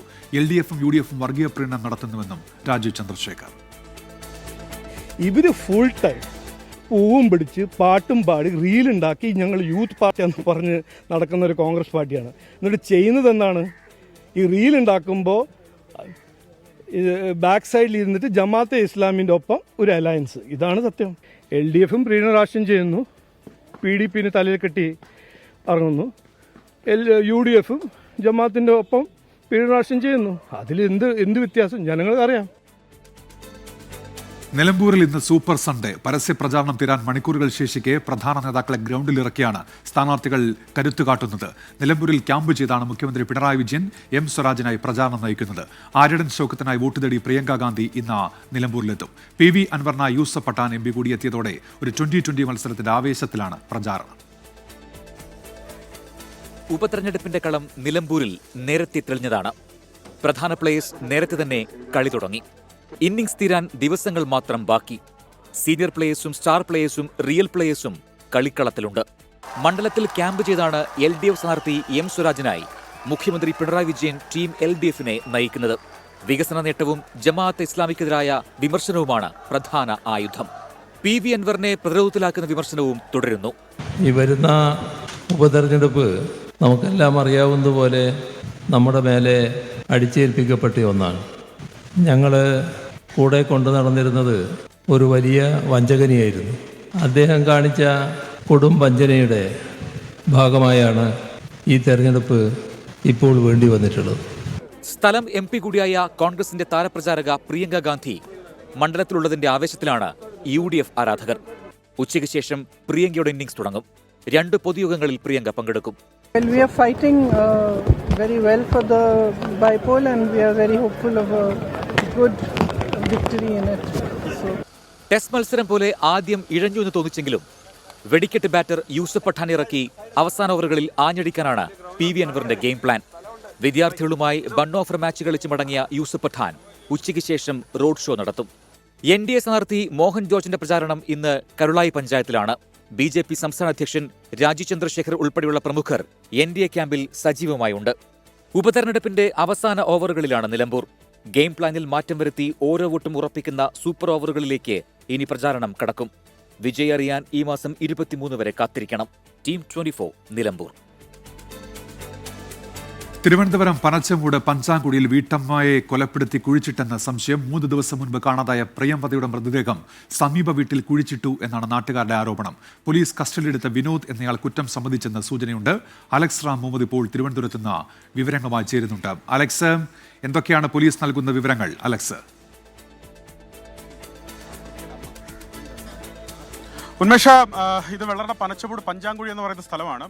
അതായത് ഈ പ്രദേശത്ത് കാണാം ഒരു 3-4 വീടുകൾ ഇങ്ങനെ ഇരിക്കുന്ന കാണാം. ഈ പ്രദേശത്ത് കാണാം. ഇവിടെയാണ് ഈ സംശയിക്കുന്നത്, അതായത് നാട്ടുകാരും അതുപോലെ തന്നെ ഈ വീട്ടിലുണ്ടായിരുന്ന ഒരു വയോധികയും സംശയിക്കുന്നത് ഈ വീട്ടിനകത്ത്, അതായത് ഈ വീടിൻ്റെ പരിസര പ്രദേശത്ത് ഈ തൊട്ട് സമീപത്ത് താമസിക്കുന്ന ഒരു 48 വയസ്സുകാർ, പ്രിയംവദ എന്നാണ് അവരുടെ പേര്, അവരെ കൊലപ്പെടുത്തി കുഴിച്ചിട്ടതായി സംശയിക്കുന്നുണ്ട്. ഇതിൻ്റെ പ്രധാനപ്പെട്ട കാരണം ഈ തൊട്ട് മുന്നിൽ, അതായത് നമ്മുടെ ദൃശ്യങ്ങളിൽ കാണുന്ന ആ വീട്ടിൽ താമസിക്കുന്ന ആളാണ് ഈ സംശയിക്കപ്പെടുന്ന വ്യക്തി. വിനോദ് എന്നാണ് അയാളുടെ പേര്. ഈ വിനോദും ഈ പറഞ്ഞ പ്രിയമതയുമായി സാമ്പത്തിക ഇടപാടുകൾ ഉണ്ടായിരുന്നതായി പറയപ്പെടുന്നുണ്ട്. അതിന്റെ പേരിൽ തർക്കവും നിലനിന്നിരുന്നതായി പറയപ്പെടുന്നുണ്ട്. ഏതാണ്ട് 1 ലക്ഷത്തിനടുത്ത് രൂപ അയാൾക്ക് നൽകാനുണ്ടായിരുന്നതായി പറയപ്പെടുന്നുണ്ട്. അതിന്റെ പേരിലുള്ള തർക്കം കഴിഞ്ഞ ദിവസങ്ങളിൽ നിലനിൽക്കുന്നുണ്ടായിരുന്നു. കഴിഞ്ഞ 3 ദിവസം മുമ്പാണ് പ്രിയമതയെ കാണാതായത്. പ്രിയമത ഈ കാണുന്ന വീടിന് തൊട്ട് പുറകിലാണ് പ്രിയമതയുടെ വീട്. അവരവിടെ ഒറ്റയ്ക്കായിരുന്നു താമസിച്ചിരുന്നത് എന്നാണ് മനസ്സിലാക്കുന്നത്. 2 പെൺമക്കളാണ്. അവരെ നേരത്തെ വിവാഹം കഴിപ്പിച്ച് അയച്ചിരുന്നു. ഭർത്താവുമായി നേരത്തെ വേർപിരിഞ്ഞതാണെന്ന് മനസ്സിലാക്കുന്നു. ഇവിടെ വന്ന് നാട്ടുകാരിൽ നിന്ന് സംസാരിച്ചതിന് ശേഷം അങ്ങനെ അവർ ഒറ്റയ്ക്ക് താമസിക്കുകയായിരുന്നു. 3 ദിവസം മുമ്പ് ഇവരെ കാണാതായി. പക്ഷേ ഇന്നലെയാണ് ഇവിടെ, അതായത് ഈ വീട്ടിൽ താമസിച്ചിരുന്ന വിനോദിന്റെ അമ്മായി, അവരാണ് ഇന്നലെ ഈ സംശയത്തിനിടയാക്കുന്ന രീതിയിൽ ചില കാര്യങ്ങൾ കണ്ടത്. അവർ ഈ വീട്ടിൽ ഒരു സ്ത്രീയുടെ സംശയിക്കുന്ന ഒരു കൈപ്പാദം അവർ കാണുന്നു. തുടർന്ന് അവരാണ് ഈ പള്ളിയിലെ വികാരിയെയും തുടർന്ന് പള്ളിയിലെ വികാരി പോലീസിലും ഇക്കാര്യം അറിയിക്കുകയായിരുന്നു. തുടർന്ന് പോലീസ് എത്തി വിനോദിനെ ഇവിടെ നിന്ന് കസ്റ്റഡിയിലെടുത്ത് കൊണ്ടുപോയി. ഈ അമ്മായി ഇത് കണ്ടു എന്ന സംശയത്തെ തുടർന്ന് തന്നെ വിനോദ് ഇന്ന് രാവിലെ വിനോദിന്റെ സഹോദരൻ സന്തോഷിനെ കൂടി വിളിച്ചു വരുത്തി ഇവിടെ നിന്ന് മറവ് ചെയ്യാൻ, അതായത് വീട്ടിനുള്ളിലുണ്ടായിരുന്ന മൃതദേഹം മറവ് ചെയ്യുന്നതിനുള്ള നടപടി ആരംഭിച്ചു എന്ന് വേണം മനസ്സിലാക്കുന്നത്. ഇവിടെ നിന്ന് മണ്ണൊക്കെ എടുത്തതായി കാണുന്നുണ്ട്. എന്താണെങ്കിലും അതിന്റെ മറ്റു നടപടികളിലേക്ക് പോലീസ് കടന്നിട്ടില്ല. വിനോദും ഈ സന്തോഷും അവർ സഹോദരങ്ങളാണെന്ന് മനസ്സിലാക്കുന്നു. അവർ ഇപ്പോൾ വെള്ളറ പോലീസിന്റെ കസ്റ്റഡിയിലാണ്. വെള്ളറ പോലീസ് അവരെ ചോദ്യം ചെയ്ത് വരുന്നുണ്ട്. ഇതിൽ ഈ വിനോദ് ഈ കുറ്റകൃത്യം, അതായത് താൻ ഈ സ്ത്രീയെ കൊലപ്പെടുത്തി എന്ന് വിനോദ് സംശയിച്ചതായാണ് ലഭിക്കുന്ന സൂചന. അത്തരത്തിൽ പോലീസ് ഇയാളെ ചോദ്യം ചെയ്യുന്നുണ്ട്. ഇതിൽ ഈ സാമ്പത്തിക ഇടപാടടക്കം പറയുകയും ചെയ്യുന്നുണ്ട്. എന്താണെങ്കിലും സംശയിക്കപ്പെടുന്ന, നാട്ടുകാരടക്കം സംശയിക്കുന്ന ഈ സ്ഥലത്ത് ഇനി മറ്റു പരിശോധനകൾ നടക്കേണ്ടതുണ്ട്. അതായത് ഇവിടെയാണ് ആ സ്ത്രീയെ കൊലപ്പെടുത്തി കുഴിച്ചു മൂടിയതെങ്കിൽ ആ പരിശോധന കൂടി ഇനി നടക്കേണ്ടതുണ്ട്. അതിന്റെ മറ്റു നടപടിക്രമങ്ങൾ പോലീസ് ഉദ്യോഗസ്ഥർ പൂർത്തിയാക്കുകയാണ്. റവന്യൂ ഉദ്യോഗസ്ഥരൊക്കെ ഇവിടെ എത്തിച്ചേരേണ്ടതുണ്ട്. അതിനുശേഷം മാത്രമായിരിക്കും, ആ നടപടിക്രമങ്ങൾ പൂർത്തിയാക്കിയതിനു ശേഷമായിരിക്കും ഈ കുഴിയിലാണ്, അതായത് വീടിന് പുറത്താണ്, വീടിന് സമീപത്തോട് ചേർന്ന് അല്ലെങ്കിൽ വീടിനകത്താണോ ഇവിടെ നമുക്കറിയില്ല. അതെവിടെയാണെങ്കിൽ പോലീസ് അവിടേക്ക് എത്തി ഈ മൃതദേഹം വീണ്ടെടുക്കാനുള്ള നടപടികൾ സ്വീകരിക്കുകയുള്ളൂ. എന്താണെങ്കിലും വലിയ രീതിയിൽ നാട്ടുകാരടക്കം ഇവിടെ എത്തിയിട്ടുണ്ട്. ഈ പ്രദേശത്തുള്ള ആളാണ് കേട്ടോ. അല്ല, ഈ പ്രദേശത്തുള്ളതല്ല. ഈ പ്രദേശത്തുള്ള ആളാണോ? 4-5 കിലോമീറ്റർ. ഈ പ്രതിയൊക്കെ ഇവിടെ തന്നെയാണ് താമസിക്കുന്നത്? അത് അറിയില്ല. ഇത് എപ്പോഴാണ് ഈ കൊലപാതകത്തിന്റെ വിവരം അറിഞ്ഞത്? എപ്പോഴാണ് അറിഞ്ഞത്? ഞാൻ കുറച്ച് മുമ്പാണ്. അത്തരത്തിൽ നാട്ടുകാരും ഇത് അല്പം മുമ്പ് മാത്രമാണ് ഈ വിവരം അറിഞ്ഞത്. 3 ദിവസം മുമ്പ് ഈ സ്ത്രീയെ കാണാതായതാണ്, പ്രിയമതയെ കാണാതായതാണ്. ഞാൻ നേരത്തെ സൂചിപ്പിച്ച 48 വയസ്സാണ് ഇവർക്ക്. ഈ വന്നു നിൽക്കുന്നതൊക്കെ ഈ വാർത്ത അറിഞ്ഞ്, വിവരം അറിഞ്ഞ് ഇവിടേക്ക് എത്തിയവരാണ്. ഇവിടുത്തെ വാർഡ് മെമ്പർ അടക്കമുള്ളവർ പോലീസ് സ്റ്റേഷനിലേക്ക് പോയിട്ടുണ്ട് എന്ന് മനസ്സിലാക്കുന്നുണ്ട്. മറ്റു നടപടിക്രമങ്ങൾ പുരോഗമിക്കുന്നു, ചോദ്യം ചെയ്യൽ പുരോഗമിക്കുന്നുണ്ട്. ഈ മൃതദേഹം ഇവിടെ ഉണ്ട് എങ്കിൽ പോലീസും അത് സംശയിക്കുന്നുണ്ട്. കാരണം ഈ പ്രതി പോലീസിനോട് കുറ്റം സംബന്ധിച്ചതായുള്ള വിവരമുണ്ട്. അങ്ങനെയെങ്കിൽ പോലീസ് മറ്റു നടപടികളിലേക്ക് കടക്കും. ബാക്കി ഉദ്യോഗസ്ഥരടക്കം, റവന്യൂ വകുപ്പിന്റെ ഉദ്യോഗസ്ഥരടക്കം അല്പസമയത്തിനകത്ത് ഇവിടെ എത്തിച്ചേരുമെന്ന് മനസ്സിലാക്കുന്നു. ശരി, ഏതായാലും പോലീസിന്റെ കസ്റ്റഡിയിൽ 2 പേരുണ്ട്. അതിൽ ഒരാൾ കുറ്റം സമ്മതിച്ചു എന്ന സൂചനയുണ്ട്. അങ്ങനെയെങ്കിൽ ഇനി പോലീസിന് അവിടെ എത്തി മൃതദേഹം അത് കണ്ടെടുക്കേണ്ടി വരും, നടപടിക്രമങ്ങൾ പൂർത്തിയാക്കേണ്ടി വരും. അലക്സ് റാം മുഹമ്മദാണ് സംഭവസ്ഥലത്ത് നിന്ന് വിവരങ്ങൾ നൽകിയത്. കനത്ത മഴയിൽ മംഗളൂരുവിൽ കൂറ്റൻ ചുറ്റുമതിൽ ഇടിഞ്ഞു വീണു. കങ്കനാടി സുവർണ ലൈനിന് സമീപമാണ് ഈ സംഭവം. ഇതിന്റെ ദൃശ്യങ്ങൾ CCTV ക്യാമറയിൽ പതിഞ്ഞു. അപകട സമയത്ത് ഇതുവഴി വാഹനങ്ങൾ കടന്നു പോകാത്തത് വൻ ദുരന്തം ഒഴിവായി. അരുൺ പാറക്കലുണ്ട് ഇപ്പോൾ കാസർഗോഡ്. അരുൺ, ഇതെങ്ങനെയാണ് ഈ ചുറ്റുമതിൽ ഇതിങ്ങനെ ഇടിഞ്ഞു തെറിക്കുന്നത്? എന്തൊക്കെയാണ് വിവരങ്ങൾ അരുൺ?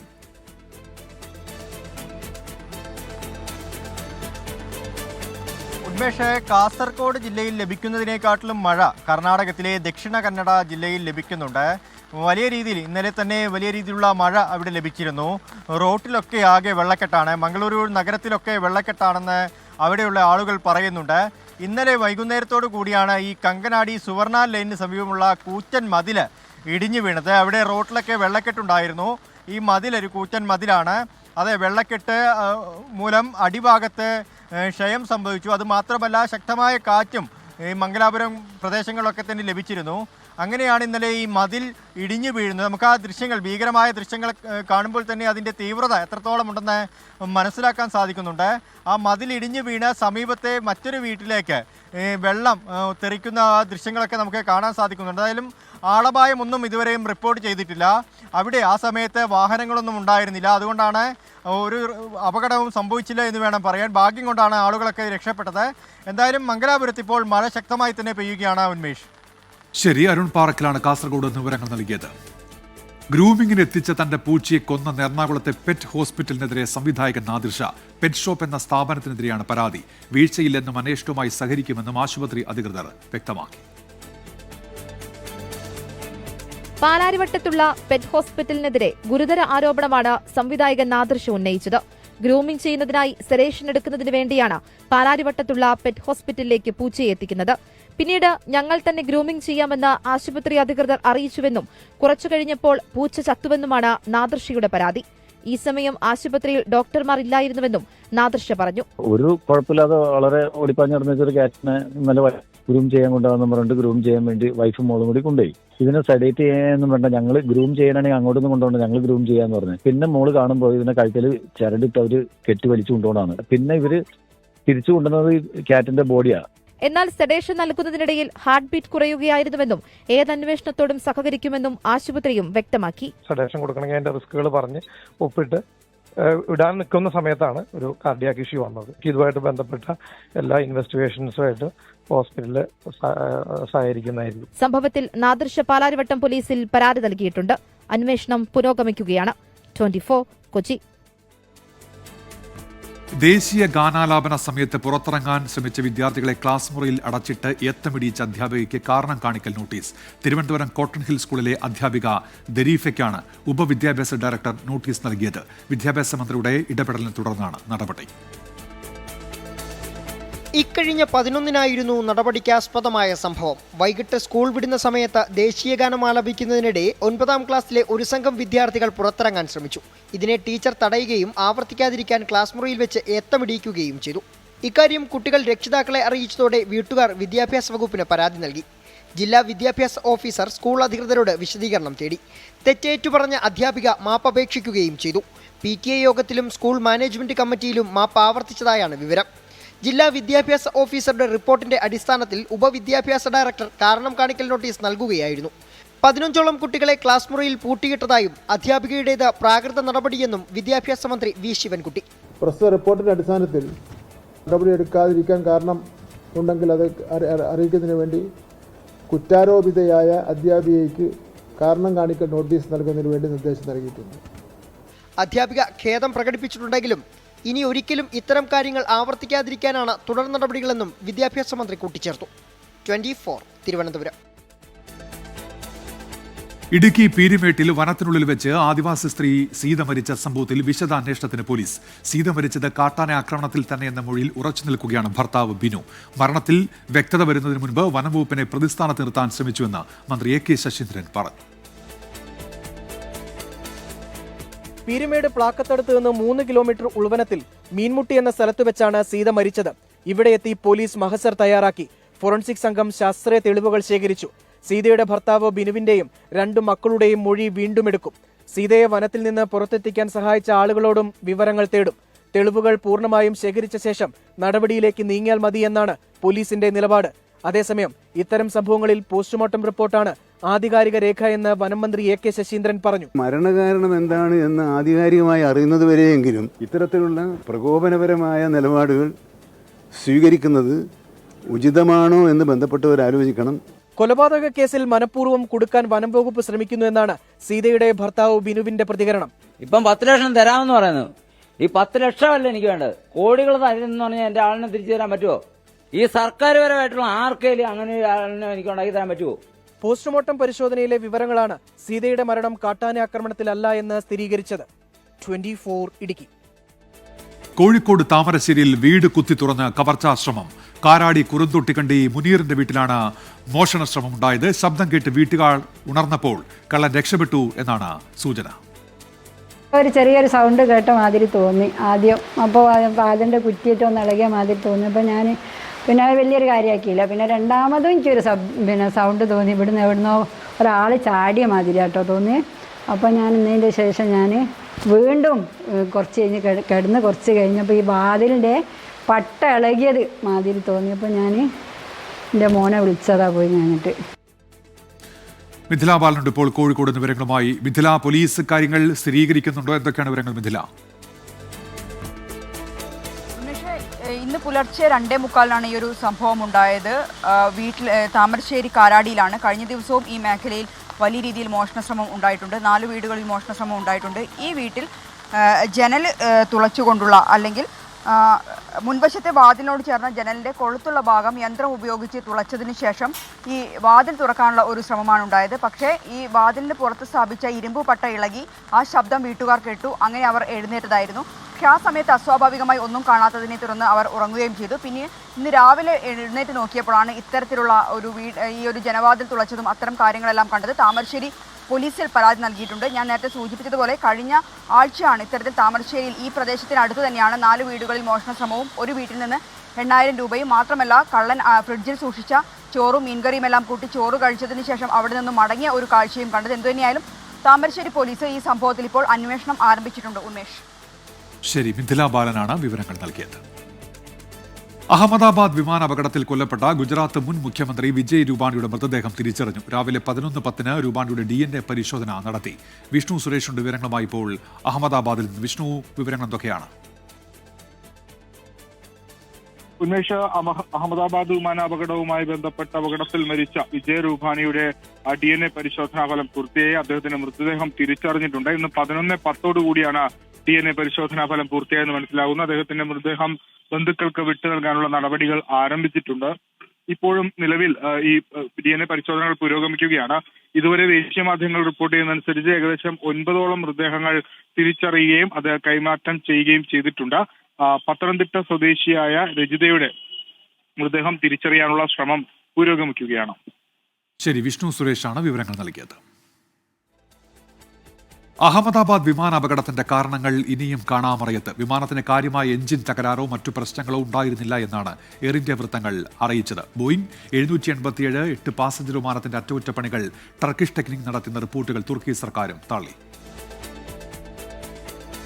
എഞ്ചിൻ തകരാറ്, ഫ്ലാപ്പുമായി ബന്ധപ്പെട്ടുള്ള പ്രശ്നങ്ങൾ, പൈലറ്റിന്റെ വീഴ്ച, അങ്ങനെ അഹമ്മദാബാദ് വിമാനാപകടവുമായി ബന്ധപ്പെട്ട പുറത്തുവന്ന കാരണങ്ങൾ പലതാണ്. പക്ഷേ ഈ 4ാം ദിവസവും അപകടത്തിന്റെ യഥാർത്ഥ കാരണം എന്താണെന്ന് വ്യക്തമാക്കാൻ ഇനിയും അധികൃതർക്ക് സാധിച്ചിട്ടില്ല. അപകടത്തിൽപ്പെട്ട AI-171 വിമാനത്തിന്റെ സമഗ്ര പരിശോധന അവസാനമായി നടന്നത് 2023 ജൂണിൽ. ഷെഡ്യൂൾ പ്രകാരം അടുത്ത സമഗ്ര പരിശോധന നടക്കാനിരിക്കുന്നത് ഈ വർഷം ഡിസംബറിൽ. ഇതിനിടയിലാണ് അപകടം. വിമാനത്തിന്റെ വലതുവശത്തെ എഞ്ചിൻ ഈ വർഷം മാർച്ചിൽ പ്രശ്നങ്ങൾ പരിഹരിച്ച് വീണ്ടും സ്ഥാപിച്ചിരുന്നതായും വിവരമുണ്ട്. എയർ ഇന്ത്യയുടെ എഞ്ചിനീയറിംഗ് സർവീസ് ലിമിറ്റഡാണ് C-ചെക്ക് നടത്തിയത്. അഹമ്മദാബാദ് വിമാനാപകടവുമായി ബന്ധപ്പെട്ട് അവ്യക്തതകൾ തുടരുന്നതിനിടയിലാണ് തുർക്കിയുടെ പേരും വിവാദവുമായി കൂട്ടിക്കെട്ടുന്നത്. ബോയിങ് 7878 പാസഞ്ചർ വിമാനത്തിന്റെ അറ്റകുറ്റപ്പണികൾ ടർക്കിഷ് ടെക്നിക് നടത്തിയെന്ന റിപ്പോർട്ടുകളാണ് തുർക്കി സർക്കാർ തള്ളിയത്. 2024 25 എയർ ഇന്ത്യയും ടർക്കിഷ് ടെക്നിക്കും തമ്മിലുണ്ടാക്കിയ കരാറിൽ B777 ടൈപ്പ് വൈഡ് ബോഡി വിമാനങ്ങളിൽ മാത്രമാണ് അറ്റകുറ്റപ്പണികൾ നടത്തുന്നതെന്നും ടർക്കിഷ് കമ്പനി വിശദീകരിച്ചു. കഴിഞ്ഞ 2 പതിറ്റാണ്ടിനിടയിൽ ഇന്ത്യ കണ്ട ഏറ്റവും വലിയ വിമാന അപകടം. ജീവൻ നഷ്ടപ്പെട്ടത് 270-ലധികം വരുന്ന ആളുകൾക്ക്. ആ അപകടത്തിന്റെ കാരണമെന്തറിയാൻ പൊതുസമൂഹത്തിനും അതറിയിക്കാൻ അധികൃതർക്കും ഉത്തരവാദിത്തമുണ്ട്. VS രാഹുലിനൊപ്പം അഹമ്മദാബാദിൽ നിന്ന് വിഷ്ണു സുരേഷ്, 24. ശക്തമായ മഴ തുടരുകയാണ് വടക്കൻ കേരളത്തിൽ. ഒരു വാർത്ത ഇപ്പോൾ വരുന്നത് കുറ്റ്യാടി, കാവിലുംപാറ മലയോര മേഖലകളിൽ ശക്തമായ മഴ. തൊട്ടിൽപ്പാലം പുഴയിൽ മലവെള്ളപ്പാച്ചിലെന്നാണ്. ഗ്രാമീണ റോഡുകളിൽ വെള്ളം കയറി എന്നുള്ള കാര്യം ഇപ്പോൾ മിഥില ബാലൻ അവിടെ നിന്ന് റിപ്പോർട്ട് ചെയ്യുന്നുണ്ട്. അതോടൊപ്പം തന്നെ കോഴിക്കോട് ചാത്തമംഗലത്ത് ഒരാളെ പുഴയിൽ കാണാതായിട്ടുണ്ട്. കാച്ചിക്കോളിൽ മാധവൻ നായരെയാണ് കാണാതായത്. മുക്കം ഫയർഫോഴ്സിന്റെ നേതൃത്വത്തിൽ ഇപ്പോൾ തിരച്ചിൽ നടക്കുകയാണെന്ന് സമീർ സി മുഹമ്മദ് കോഴിക്കോട് നിന്ന് അറിയിക്കുന്നുണ്ട്. എയർ ഇന്ത്യ വിമാനം തകർന്നു വീഴുന്ന ദൃശ്യങ്ങൾ പകർത്തിയ 17-കാരൻ അപകടത്തിന് 1.5 മണിക്കൂർ മുൻപ് മാത്രമാണ് അഹമ്മദാബാദിലെ വാടക വീട്ടിൽ താമസത്തിനായി എത്തിയത്. നാട്ടിലെ അച്ഛനും അമ്മയ്ക്കും കാണിച്ചു കൊടുക്കാനാണ് വിമാനത്തിന്റെ വീഡിയോ പകർത്തിയത്. ക്രൈംബ്രാഞ്ച് മൊഴി രേഖപ്പെടുത്തിയ ശേഷം 17-കാരനെ സ്വദേശത്തേക്ക് മടക്കി അയച്ചിരിക്കുകയാണ്. ഇപ്പോൾ വീഡിയോ ചിത്രീകരിച്ച വാടക വീട്ടിൽ നിന്ന് 24 സംഘം തയ്യാറാക്കിയ റിപ്പോർട്ടിലേക്ക്. അഹമ്മദാബാദിൽ വിമാനം തകരുന്ന ദൃശ്യങ്ങൾ നമ്മളടക്കം ഈ ലോകത്തെല്ലാവരും കണ്ടത് ഒരു 17-കാരൻ എടുത്ത വീഡിയോയിൽ നിന്നാണ്. ആ വീഡിയോ ചിത്രീകരിച്ച ഇടത്ത് നമ്മൾ എത്തിയിട്ടുണ്ട്. അഹമ്മദാബാദിലെ മേഘാനി നഗറിലുള്ള ലക്ഷ്മി നഗറിലാണ് ഞാൻ എത്തിയിട്ടുള്ളത്. ഇതാ ഈ കെട്ടിടത്തിന് മുകളിൽ നിന്നാണ് ആ 17-കാരൻ ആ ദൃശ്യങ്ങൾ, ആ ഭീകരമായ ദൃശ്യങ്ങൾ പകർത്തിയത്. ഈ മുകൾ നിലയിൽ ആണ് അന്ന് ആ 17-കാരൻ താമസിച്ചിരുന്നത്. ഇതിലൊരു കൗതുകം, അന്ന് ഈ അപകടം നടന്ന ദിവസം ഉച്ചയ്ക്ക് 12 മണിക്ക് മാത്രമാണ് ഇവിടേക്ക് താമസിക്കാനായി ഈ 17-കാരൻ എത്തുന്നത്. ഇവിടെ ജോലി ആവശ്യത്തിനായാണ് അയാൾ എത്തുന്നത്. അങ്ങനെയാണ് ഒരു മുറി അവിടെ റെൻറ്റിന് വാടകയ്ക്ക് എടുക്കുന്നത്. അങ്ങനെ താമസം തുടങ്ങുന്നു. ഉച്ചയ്ക്ക് 1:30 ഈ വിമാനം വരുന്നതിൽ ഒരു കൗതുകം അയാൾക്ക് കാണും. കാരണം ആദ്യമായാണ് ഇങ്ങനെ ഒരു ഇടത്തേക്ക് വരുന്നത്. ഈ നാട്ടുകാരെ പോലെ ആവില്ല അദ്ദേഹത്തിന് ഈ വിമാനം കാണുമ്പോഴുള്ള കൗതുകം. ഏതായാലും ആ ദൃശ്യങ്ങൾ പകർത്തി, വിമാനം വരുന്ന ദൃശ്യങ്ങൾ പകർത്തി നാട്ടിലെ അമ്മയ്ക്കും അച്ഛനുമൊക്കെ കാണിച്ചു കൊടുക്കുകയായിരുന്നു അദ്ദേഹത്തിൻ്റെ ലക്ഷ്യം എന്നതാണ് നമ്മൾ മനസ്സിലാക്കുന്നത്. നമുക്ക് നാട്ടുകാരുണ്ട്, നാട്ടുകാരോട് കൂടി സംസാരിക്കാം. वो अकेला बच्चा था, काम के लिए आया था, वो काम करने के लिए आया था, फिर वो रुका ही नहीं, बेचारा चला गया घर अपने। फैमिली के साथ नहीं? नो नो नो नो, अकेला ही था बेचारा वो। हाँ, एक ही रूम है ऊपर। हाँ, वो फोटोग्राफी उसने इसलिए की थी कि मैं पेरेंट्स को भेजूंगा कि यहाँ से प्लेन देखो, प्लेन दिखता है, इसलिए उसने फोटोग्राफी की थी अपने पेरेंट्स को भेजने के लिए कि भाई देखो मैं एयरपोर्ट के पास रहता हूँ। ऐसा उसको थोड़ी ना पता था कि प्लेन क्रैश हो जाएगा, कि कुछ ऐसा हो जाएगा। हाँ, इसके लिए तो हमेशा देखते रहता है। मतलब बचपन से शुरू से जाते हैं प्लेन तो हमारे पास एकदम बिल्कुल। ये नया है इसलिए उसने पहली बार मतलब वो देखा कि प्लेन जा रहा है, मतलब फोटो खींचा बस, और कुछ नहीं था। ഏതായാലും 17-കാരൻ ഇപ്പോൾ ഈ വീട്ടിൽ, ഈ വാടക വീട്ടിൽ ഇപ്പോൾ താമസിക്കുന്നില്ല. ഈ സംഭവത്തിന് ശേഷം ക്രൈംബ്രാഞ്ച് മൊഴി രേഖപ്പെടുത്തിയതിന് ശേഷം സ്വദേശത്തേക്ക് മടങ്ങാൻ ആവശ്യപ്പെട്ടു. തൽക്കാലം ഇവിടെ അദ്ദേഹമില്ല, അദ്ദേഹത്തിൻ്റെ സ്വദേശത്താണ് ഉള്ളത്. ഏതായാലും ഈ കേസിൽ നിർണായകമായ പ്രാഥമികമായ വിവരങ്ങൾ കിട്ടിയത് ഈ ദൃശ്യങ്ങളിലൂടെയാണ്. അതുകൊണ്ട് ഈ കേസിലെ പ്രധാനപ്പെട്ട ഒരു ഘടകമായി ആ വീഡിയോ മാറുകയും ചെയ്തു. അത് ചിത്രീകരിച്ചിടത്താണ് നമ്മൾ എത്തിയത്. വരുൺ വടശ്ശേരിക്കൊപ്പം അഹമ്മദാബാദിൽ നിന്നും ശ്രീനാഥ് ചന്ദ്രൻ, 24. ചാലക്കുടിയിലെ ബ്യൂട്ടി പാർലർ ഉടമ ഷീല സണ്ണിയെ വ്യാജ ലഹരി കേസിൽ കുടുക്കിയ സംഭവത്തിൽ മരുമകൾ ലിൽജിയെ പ്രതി ചേർക്കാൻ ആലോചന. ലിൽജിയെ പ്രത്യേക അന്വേഷണ സംഘം ചോദ്യം ചെയ്യുകയാണ്. സൂരജ് സജിയുണ്ട് തൃശ്ശൂരിൽ നിന്ന്. സൂരജ്, വിവരങ്ങൾ എന്തൊക്കെയാണ്? മരുമകളുടെ അനിയത്തിയായിട്ടുള്ള ലിവിയെ കഴിഞ്ഞ ദിവസമാണ് ഈ മുംബൈയിൽ നിന്ന് സ്പെഷ്യൽ പ്രത്യേക അന്വേഷണ സംഘം കസ്റ്റഡിയിലെടുത്തത്. ഇന്ന് കൊടുങ്ങല്ലൂർ പോലീസ് സ്റ്റേഷനിലെത്തി ഈ ലിവിയെ വിശദമായി ചോദ്യം ചെയ്തു വരികയായിരുന്നു. ഇതോടുകൂടിയാണ് മരുമകളെ കൂടി പ്രതി ചേർക്കാനുള്ള ഒരു ധാരണയിലേക്ക് പോലീസ് എത്തിയിരിക്കുന്നത്. ഈ കേസിൽ സഹോദരിയുടെ കൂടി അറിവോടുകൂടിയായിരുന്നു ലിവിയ ഇത് ചെയ്തത് എന്നുള്ളതാണ് ഇപ്പോൾ പോലീസിന് ലഭിച്ചിരിക്കുന്ന മൊഴി. മരുമകൾക്ക് ഈ ഷീല സണ്ണിയുമായി ഉണ്ടായിരുന്ന പക, തർക്കം, അതേ തുടർന്നാണ് ഇത്തരത്തിൽ വ്യാജ ലഹരി സ്റ്റാമ്പുകൾ ഈ ബാഗിൽ വെച്ച് ഷീല സണ്ണിയെ കള്ളക്കേസിൽ കുടുക്കിയത് എന്നൊരു മൊഴിയാണ് ഇപ്പോൾ ലിവിയെ നൽകിയിരിക്കുന്നത്. ഇതിന്റെ അടിസ്ഥാനത്തിൽ ഇപ്പോൾ ഈ ഷീല സണ്ണിയുടെ മരുമകളെ പോലീസ് വിശദമായി ചോദ്യം ചെയ്യുകയാണ്. നേരത്തെയും ഇവർക്കെതിരെ ഈ ആരോപണങ്ങളൊക്കെ ഉണ്ടായിരുന്നെങ്കിൽ പോലും ലിവിയെ കസ്റ്റഡിയിലെടുത്തതിന് ശേഷമാകാം ഈ മരുമകളെ പ്രതി ചേർക്കുന്ന അടക്കമുള്ള കാര്യങ്ങളിലേക്ക് പോകുന്നതെന്നുള്ളതായിരുന്നു പോലീസിന്റെ ആദ്യഘട്ട തീരുമാനം. ഇപ്പോൾ ലിവിയെ ചോദ്യം ചെയ്തതിൽ നിന്ന് മരുമകളുടെ കൂടി പങ്ക് വെളിച്ചത്തിലായ പശ്ചാത്തലത്തിലാണ് ഇപ്പോൾ മരുമകളെ കൂടി പ്രതി ചേർക്കാനുള്ള നീക്കത്തിലേക്ക് പോലീസ് കടന്നിരിക്കുന്നു. ഉന്മേഷ്. ശരി, സൂരജ് സജിയാണ് വിവരങ്ങൾ നൽകിയത്. ദേശീയ തലത്തിലെ മെഡിക്കൽ എൻട്രൻസ് നീറ്റ് UG 2025 പരീക്ഷയിൽ ഉജ്ജ്വല വിജയം നേടി Pala brilliant study centre. Kozhikode സ്വദേശിനി ദീപ്നിയ കേരളത്തിൽ ഒന്നാമതെത്തി. ആദ്യ 10 റാങ്ക് നേടിയ മലയാളികളിൽ 8 വിദ്യാർത്ഥികളും ബ്രില്യന്റിൽ പരിശീലനം നേടിയവരാണ്. ഈ വർഷത്തെ നീറ്റ് UG പരീക്ഷയിലും പതിവ് പോലെ പാലാ ബ്രില്യന്റ് സ്റ്റഡി സെന്ററിന് തിളക്കമാർന്ന നേട്ടം. കോഴിക്കോട് സ്വദേശിനി ദീപ്നിയ DBയാണ് കേരളത്തിൽ 1ാം റാങ്ക് കരസ്ഥമാക്കിയത്. അധ്യാപക ദമ്പതികളായ ദിനേശിന്റെയും വിജിയുടെയും മകളായ ദീപ്നിയ അഖിലേന്ത്യാ തലത്തിൽ 109ാം റാങ്കും പെൺകുട്ടികളിൽ 18ാം റാങ്കും നേടി. ഷെഫിൻ മൻസൂർ KP അഖിലേന്ത്യാ തലത്തിൽ 200ാം റാങ്കോടെ കേരളത്തിൽ 2ാമതെത്തി. സബീഭ ഭായ് 3ാം സ്ഥാനവും NR രാമനാഥ് 4-ാം സ്ഥാനവും കരസ്ഥമാക്കി. ചെൽസിയസ് തെരേസ കേരളത്തിൽ 5-ാം സ്ഥാനത്ത്. ബ്രില്യന്റിലെ 26 വിദ്യാർത്ഥികളാണ് അഖിലേന്ത്യാ റാങ്കിങ്ങിൽ 1000-നുള്ളിൽ ഇടം പിടിച്ചത്. 5000 റാങ്കിനുള്ളിൽ 280 വിദ്യാർത്ഥികളും 10000 റാങ്കിനുള്ളിൽ 620 വിദ്യാർത്ഥികളും ഇടം നേടി. ഇത്തവണത്തെ നീറ്റ് UG പരീക്ഷയിൽ 82% വിജയം നേടിയിരിക്കുകയാണ് പാലാ ബ്രില്യന്റ് സ്റ്റഡി സെന്റർ. ഓരോ വർഷവും നിരവധി മലയാളി വിദ്യാർത്ഥികളാണ് ബ്രില്യന്റിലൂടെ MBBS സ്വപ്നം സാക്ഷാത്കരിക്കുന്നത്. 24 കോട്ടയം.